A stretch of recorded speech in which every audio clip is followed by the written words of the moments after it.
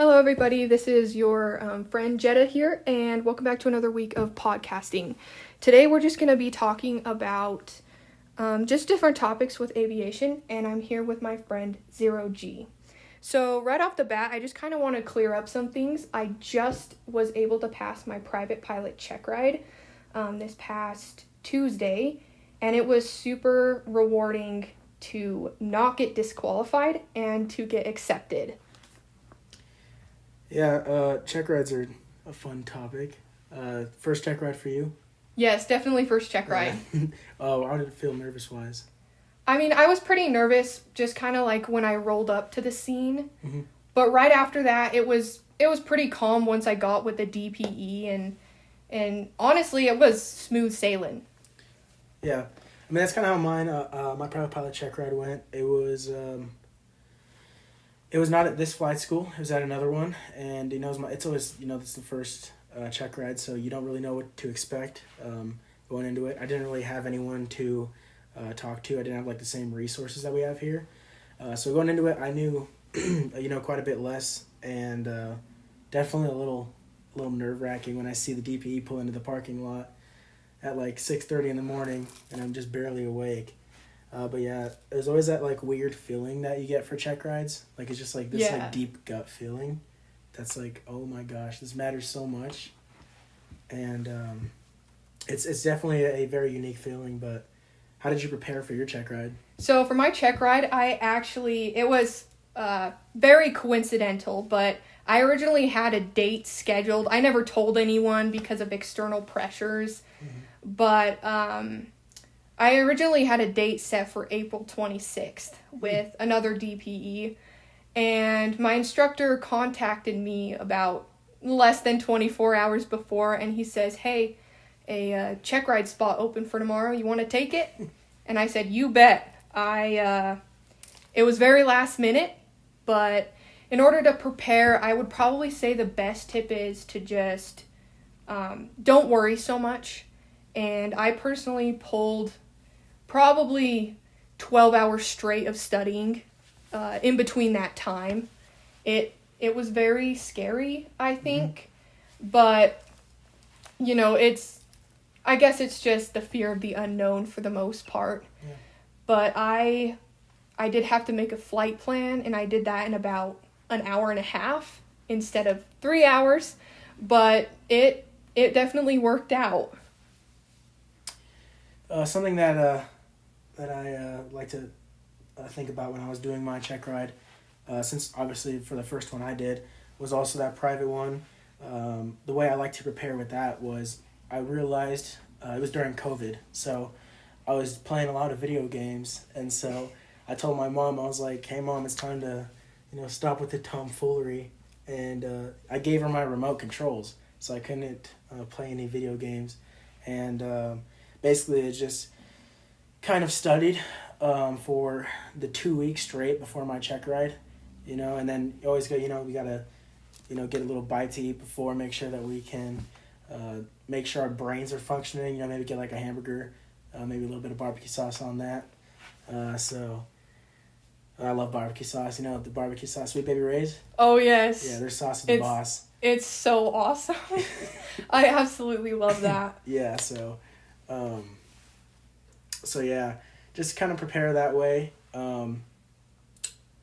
And something that like I kind of do now as routine, since I've done quite a few of these check rides, is I make that flight plan at night, do my weather, performance stuff. And then I kind of, it's not going to be perfect because it's a forecast. So I wake up super early in the morning, like I'm like 4:30, 4 a.m. Because usually my check rides are like at 7. Mm-hmm. And I just redo the flight plan and like performance and stuff. And since I have the majority of it done, it's just small changes. But definitely something that I like to do is just kind of do it the night before, double check the morning of, just kind of refresh myself. And then, actually, when I take my stage checks or EOCs and stuff like that, I have this ritual where I used to like think like, oh, get a soda or something. Yeah. Get a soda. But But now I do a white pineapple monster. Oh, nice. And I've passed every one of my stage checks and EOCs when I drink one, so Oh, I man. think that's the way to go. Must bring some luck. Yeah, it's definitely something lucky about it. But yeah, check rides are definitely a very unique, scary feeling that you get. Like just deep down, like, oh, I'm about to do this. Oh, yeah. It's So, and it's like a whole new world. Mhm. But something that I don't know like if you've been able to pick it out, but with me, the biggest thing for the ground and the flight is to make sure that you can just justify everything. mm-hmm. And like the DPE understands circumstances, and so if you're able to justify everything, justify your answer, then it'll be fine. I mean, that's how I passed mine, and I had the knowledge for it and I showed it, but justify everything and you'll be good. But what's your biggest tip for check ride? Biggest tip for check ride? Yes, any check ride. Oof, any check ride. Honestly, the biggest tip is don't mess up anything that you're doing before the check ride. Like, we have to do these certain checklists before we go fly. Make sure you have those done. Make sure everything that you could possibly do before the check ride is done before the check ride, because that's only going to better prepare yourself. Like, if you go in without a very good flight plan and you don't really have any idea of why you chose what you chose, that's going to be very bad. I mean, get the stuff out. I mean, we always try to, we talk about getting ahead of the airplane.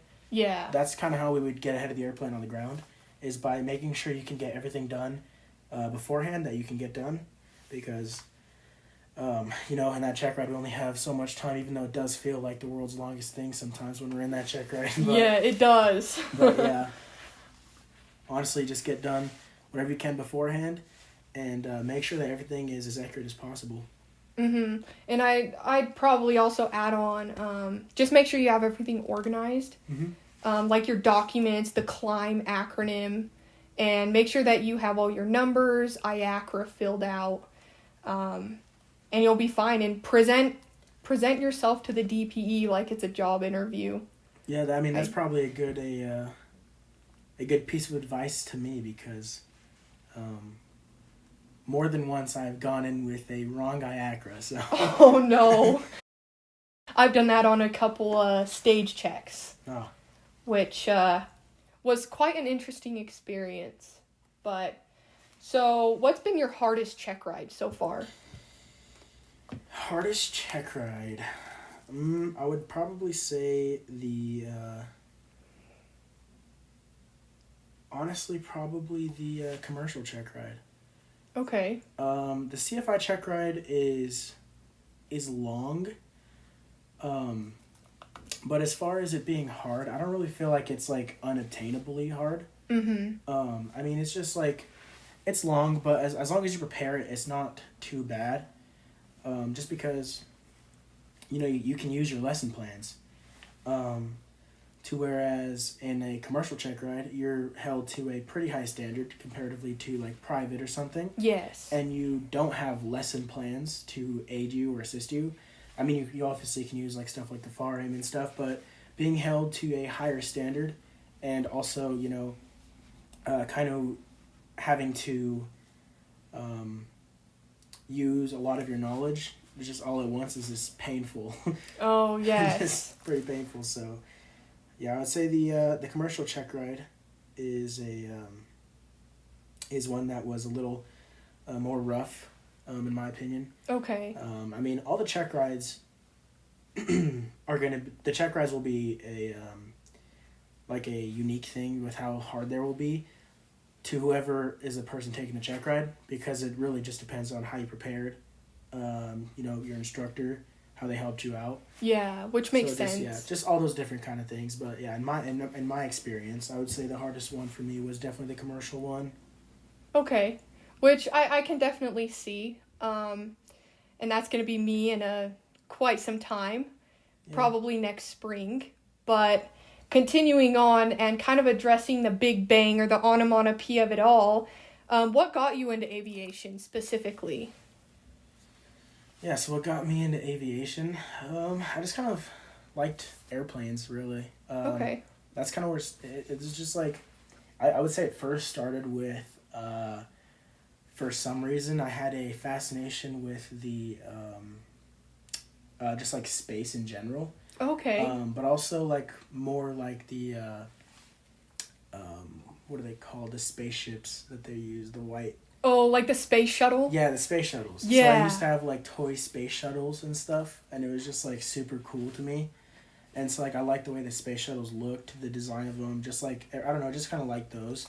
Okay. And then so like I had this like project one time in like 3rd grade or something, and it was like draw your dream house, and I just drew the space shuttle. Honestly. Just like just like weird things, and then like just liking airplanes, I guess, growing up, and then it wasn't really honestly until I was probably about 14 when I was like, this is like something I'd want to do is like fly airplanes.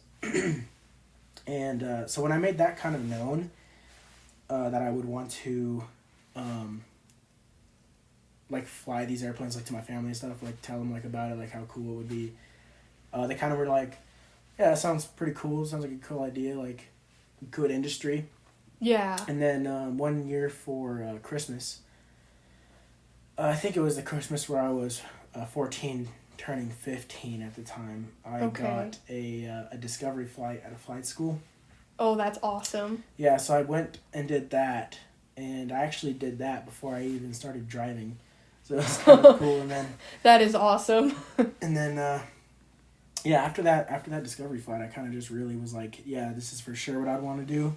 Uh-huh. And then I just kind of started looking at, like, you know, like my future of like, where do I take this? Where do I start, really? Because that's the beginning of everything. So I was like, you know, taking in the different kinds of routes that I would possibly be able to take, as far as like military, collegiate, private flight schools, and just kind of weighed all the different options. Uh-huh. And then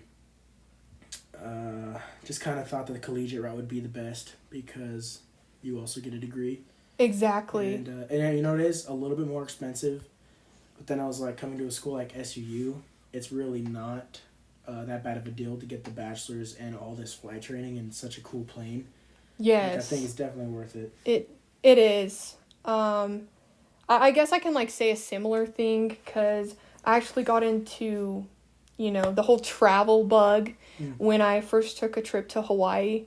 I believe it was 2016, but I flew on a 737 Delta Airlines, and I was like, this is something I may be interested in, but I guess at the beginning, I just wanted to be a flight attendant, which obviously did not happen, but then I just kind of started vastly exploring the industry, and I came across being a pilot, and I was like, I want to be on the other side of those doors, and how cool would it be to be the pilot in command of the aircraft. But I also like space stuff, like NASA. I went to Kennedy Space Center last year, and that was awesome. But aviation, I was actually going to go Navy and Air Force, Navy and or Air Force, but I decided that, nope, this would be the best route for me based off, like, the entire future plan.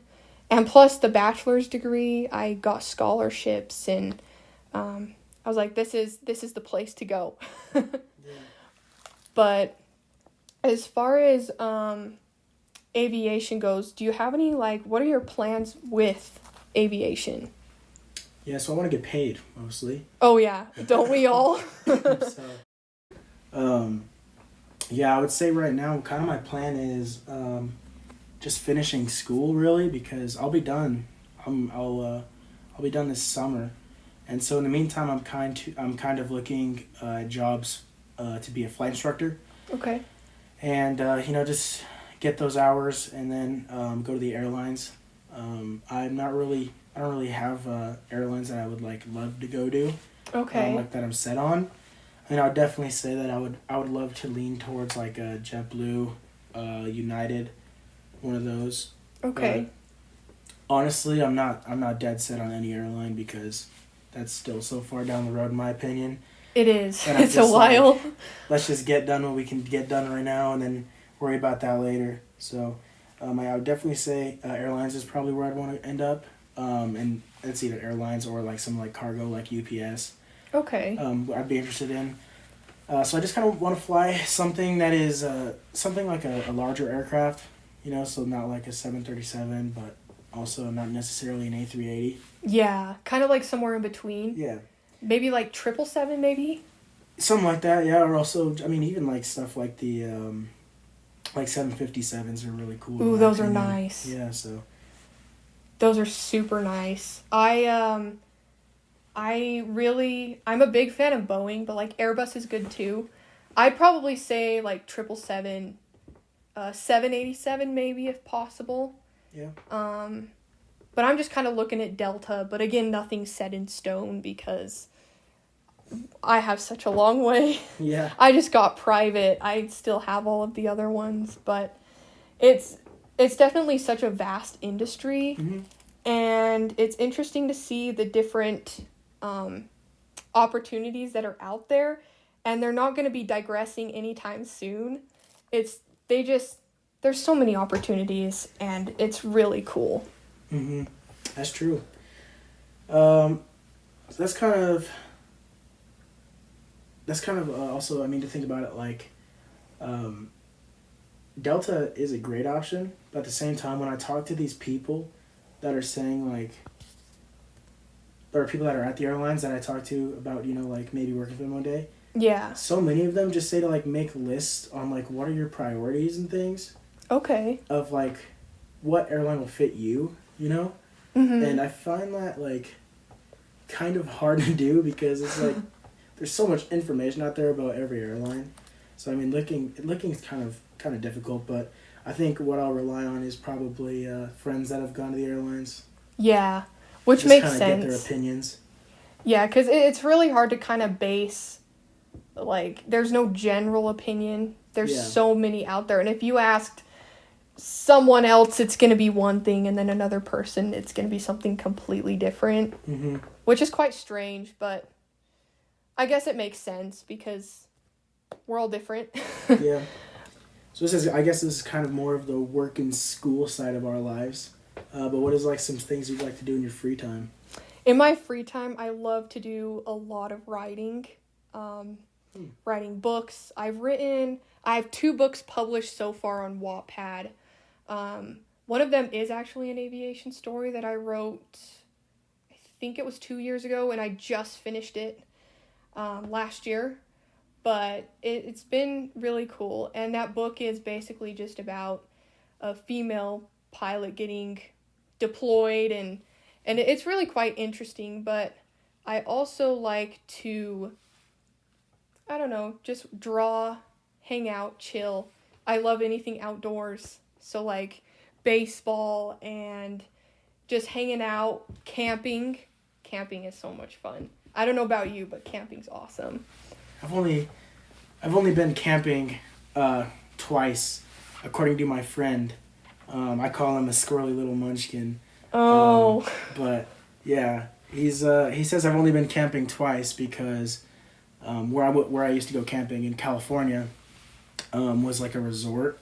So it wasn't really like real camping, according to him, because there was things like mini golf, like a arcade, things like that, like a store. And so I've only been like real camping twice, according to him. And I mean, it's pretty fun. Just like, I don't know. I feel like, maybe being in the warmth inside is also pretty cool too. Yeah. Just like in plants, like gardening. Yeah. I have lots of house plants. Yeah, I also enjoy that. Definitely baseball, though. I watch the Angel games pretty much every day when they're on. When football season's in, I watch the Vikings. So, always busy in the sports world. I also like to watch NASCAR. That's just something that's also pretty interesting, just like to pass time. Because, I mean, I really, like, that's kind of the only TV I watch. Like, do you watch much TV? Honestly, no. I watch some pretty dumb things on YouTube, to be honest. Like, if anything, it's funny fails to cheer me up from a horrible day, or just random videos on TikTok and Instagram. Well, I definitely watch random things on YouTube, just kind of whatever I see that looks appealing or interesting. As far as TV show goes, I think I'd probably only say I like watch is probably The Simpsons. I like watching The Simpsons. Okay. And then also I like watching Practical Jokers. I don't know if you've seen much of them. I have. It's been a while, but it's so funny. I mean, they're just so funny. I mean, like the one episode where they always try to make each other laugh, but it's just one that like resonates with me is always super funny. Is when someone was wearing a shirt that said "I'm the beef." Oh. And so it's kind of funny that they do funny things with their friends that just try to make each other laugh in public, which I think is hilarious. Uh-huh. I mean, I'd love to do that with like some of my really good friends, like my best friend Abby, and then I have other friends too. So that I'll do it with like my boy, Mr. Thatcher. Love to do it with him. Oh yeah. So yeah, that's definitely something that I would say is I do in my free time. But other than that, I mean, occasional video games. Okay. Just mostly like baseball games. Yeah. Call of Duty stuff. I mean, just regular things. But it's always good to get away from that work and school and then kind of just relax some days. You really need it being in how much we have to work. Exactly, and the study and it's just kind of nice to break away from that. Yeah. And lately, the kicker on like YouTube has been bowling fails. And, like, recently I watched one where the guy threw the ball so hard that he hit the ceiling. Oh. And I love to go bowling, so, I just recently went to the one here in Cedar, and it was so much fun. Really? Yeah, bowling. I am terrible at bowling, so I'm gonna definitely say bowling is not one of my strong suits, but I guess another thing I'd like to do is a little outdoorsy is definitely to go fishing. Oh. So I like to go fishing, and I also go with some of my friends. Just one of them is that squirrely little munchkin. So we always just just kind of go have fun, fish, and then just always, you're fishing with your friends. You're just gonna have fun in general, no matter if you catch stuff or not. Yeah. Yeah, So. Fishing is, like, super relaxing, though, too. Mm-hmm. Me and my family, we like to go fishing, and it's just, there's something so nice just having a break. And kayaking, that's just something that we've recently picked up. Kayaking? Got some kayaking, or kayaks, and we go out kayaking, and it's so much fun. But probably one of my favorite things to do is definitely, right now, it's flying. Flying? Anything flying related. But the studying, there's a lot of work behind our careers and getting to where we want to be. It's a lot more than what the standard person would probably think. And what do you enjoy the most about flying? Something I enjoy the most about definitely I would say it's absolutely flying. Well, I mean, especially because we're in Utah. Mm-hmm. I would say it is just seeing everything from above.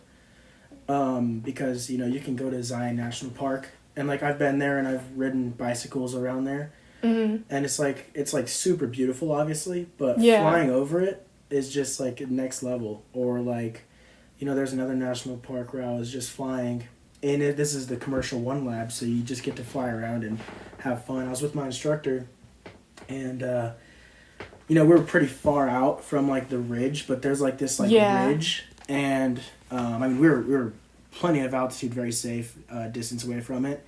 But it was like almost like we were flying eye level with the top of the ridge, and it looked just like crazy. And it was like the backside of the park, so it was like people don't really see this much, and it's just like we get to see so much. And I would definitely say that another thing that I would add to that is flying. When I'm back home, I like to go fly, and flying over Southern California is just so crazy because you just look down and all you see is just people doing things. Like, there's houses, there's malls, grocery stores, Yeah. a ton of airports, and it's just like there's people down there living their life every single day. And then also, growing up there my entire life, I get to kind of see everything, like all the places I've been, all at once, being so high above it. So Mm-hmm. it's kind of super cool. Just kind of like I always think of it just like growing up I had like a lot of Hot Wheels, and I would have like these Yeah. like like fake rug maps. Uh-huh. And it's just kind of like I get to now see that from the sky, like the rug map of where I live. That is so cool. Yeah. What is something you would say you enjoy the most about it?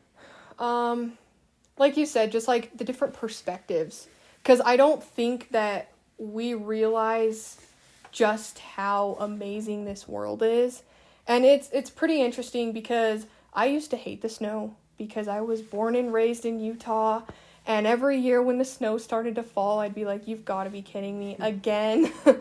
But really, like, flying has just opened my perspective of just how amazing this world is. Like, I remember my solo cross country, the 150 nautical mile up to Delta and Fillmore and then back to Cedar. Everything was completely covered in snow. It was the snow-capped mountains, and all you saw was just blankets of snow. And it was almost like looking up at the blanket of clouds, but like I'm flying up in the sky. Mm-hmm. And so I just realized this is a lot more prettier than I thought. Maybe I shouldn't take the snow for granted, but Yeah. just being able to see the world from a new perspective has definitely been one of my favorite things. But going along with that, what would you say is or has been your favorite flight that you've ever made? That's actually a pretty easy answer. Unbelievably enough, because I've had so many flights. Definitely a spin flight I did. So I got to do some spins, and that was by far the funnest flight I've been on.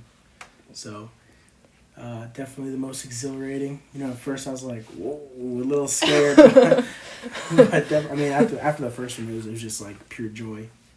That is awesome. How many like spins did you actually make? We did 3 spins. Okay. I don't really know how many rotations. We just kind of did those like kind of variously.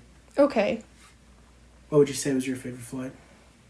I mean, I would say probably like my check ride was awesome because I got certified, but I would definitely say my 150 nautical mile solo cross country because I realized that it was just me, the plane, the snow-capped mountains for miles and miles.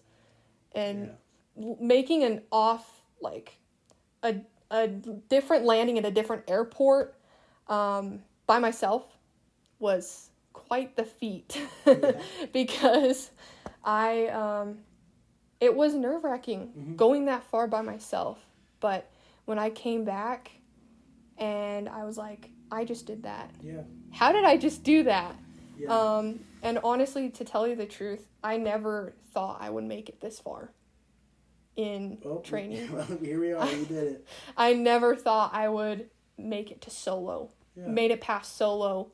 Did the 150 nautical mile one and just got certified. I never thought I would. But here we are. Yeah, just got to keep chugging along. I guess we can just kind of wrap everything up and kind of just tell an aviation story that you'd like to share, or anything about any flights you've done, or do you have anything? Yeah, so let's see. The best one I probably have is when I was on my 150 nautical mile cross country. I have lots of stories with that one. But so I went to Delta. It's kind of like my first landing point. And I got there and I was just kind of thinking, where's the airport? Like, it was the dumbest thing ever. I was like, shoot, where's the airport? I knew which runway I was taking. I got the weather, got set up to land, got down to pattern altitude. Well, where's the airport? So it took me a second, but I was visually scanning the area. I found the airport. And there was actually another guy in the pattern, but he departed to the north. And so I was doing a landing there, but I actually had to do a go around because there were birds that flew right in front of me, and it was pretty close. But I mean, other than that, my initial solo I did in St. George, and that was so much fun. I had never taxied there before, but it was nice. And probably one of the most interesting flights was my towered solo. My first time, I went through the Bravo, got clearance, and I did my solo at Henderson Airport, and that was exhilarating. But what about you? What's been your flying stories? Yeah, so I would just go ahead and tell you about my solo cross country. Oh yeah. Like, I mean, there's always stories on those. Yeah. So I mean, I've had a very different experience with mine, just because I was in Southern California, so we had all this airspace to worry about. Also, I was on a 6-pack, and I did not use any technology, so it was just like paper charts, 6-pack. Yeah. Get there. Yeah. I get flight following, I take off, and my transponder turns off on takeoff. No. And so they're like, "Can you restart the transponder?" And I'm like, "Yeah, of course." And then I look inside and I'm like, "Well, how would I do that?" So I'm like, messing around with the transponder a little bit. Ended up working perfectly fine for the rest of the flight. But it was just like something where I was like usually if you're with an instructor and that happens, they're gonna fix it, and then it's not a problem. Yeah. Being on these cross-country solos, it's like you said, you're by yourself, you're actually doing it, and it just it creates such a good environment to learn in. Yeah. And I mean, me doing that, obviously I had to do that because I was on flight following with a code and everything. So once I got that fixed, though, I mean, the rest of the flight wasn't as bad as that. That's good. I was arriving to my first airport, and I asked if I could descend, which obviously if on flight following, VFR, you don't have to do that. Your altitude's your discretion. But it's just like another little thing. I was like, oh, I learned that, check. And then, there's just so many different learning experiences on that flight because it's so long. You're going to different places that you're not really familiar with. And on top of that, you're also... you have to get there, so navigating there is also pretty interesting without anyone to be like, okay, what's over here, it's all up to you. Yeah. So it's definitely a very interesting experience, I'd say. It's a great experience, and I guess, another thing that happened on that flight was I tried to cancel flight following so I could go talk to it was an uncontrolled airport. Okay. So I was trying to get on the CTAF there because there was people doing pattern work. So I wanted to, let them know I was coming before. And so I was like, I want to cancel flight following, and they said standby. Oh. And I was like, well, what do I do now? So I just standby. flew in circles. I just flew in circles until they were like, okay, you're good. But yeah, so that flight's definitely. I mean, we've both had some pretty interesting learning experiences on that flight, I'd say. But yeah, I would say that's probably the best story I could give. That's super interesting, and that's what I just liked about the solo flights. It was just jumping into something new. But other than that, do you think that's all for this week, or anything else you want to say? Nope. That was good. Awesome. Well, thank you guys for listening, and please like, subscribe, follow, and 0G out. Nice. See you next week. Thank you so much for tuning in on our little podcast this week. And it was definitely a pleasure to have 0G come and chat with me about flying and just our life experiences. And it's really interesting to see different perspectives from pilots and what we've all been through, because a lot of it is the same, but when you look at the bigger picture of everything, it's it's very different. And aviation, there is nothing that is the same or will ever be the same. So stay tuned throughout the week for several posts about my check ride and what has happened this week. And please turn on notifications, like, subscribe, follow me on Instagram, Facebook. And I am working on TikTok. I haven't gotten much done with that. But just follow my journey and visit my website, jetaviator.com, for a blog post every Friday. So I will see you guys next week, and have a safe week. And definitely go out and enjoy some sunshine.